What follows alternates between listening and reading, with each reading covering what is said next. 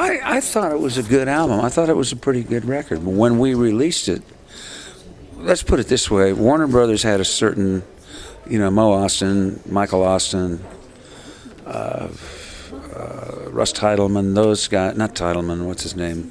Not Templeman. What's the other guy? I don't know. A handful. There's certain Warner Brothers brass were in place when we started doing the record, and I remember Peter Wolf brought some roughs over to these guys to listen to. They said, "This is the best Chicago record yet."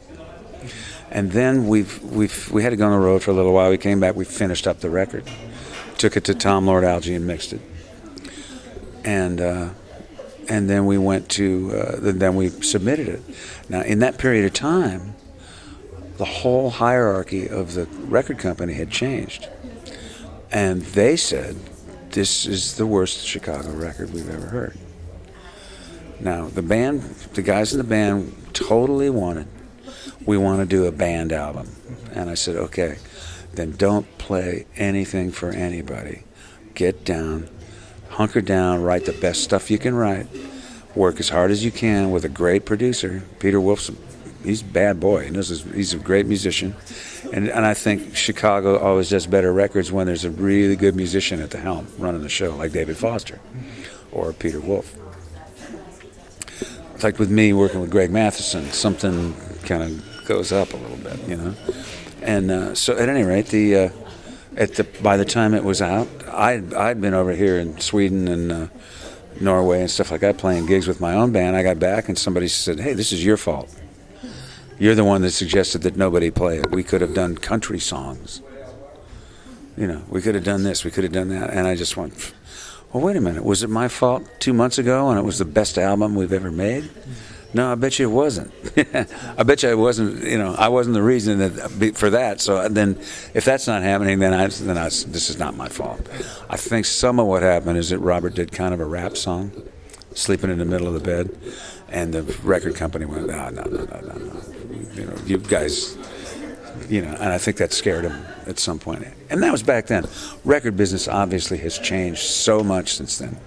Technology has changed the record business completely. And now we're signed with Rhino, which is a Warner Brothers company, and there's this record. So Rhino says, shit, let's release it. Good for them. So, they took a song off and put some demos on, and I don't know anything about that. Somebody else did all that.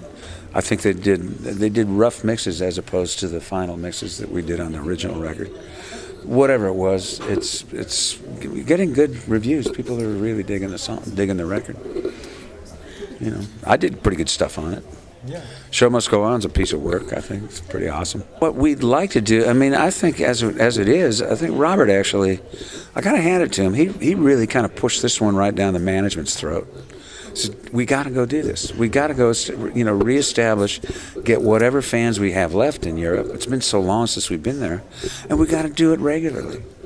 And if that means we got to stay in little lesser hotels, or we're all traveling on one bus, which is unheard of for us. We usually have two buses.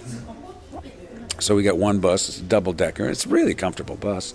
But I don't think some of the guys really wanted to travel that way.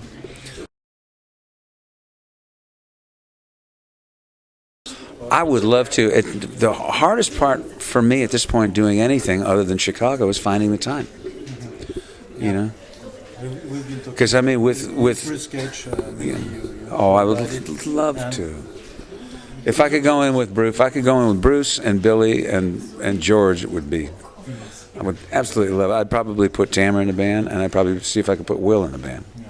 Have a second guy. And when you hear my kid, he'll tear you up. He's so much better than I am. It's ridiculous.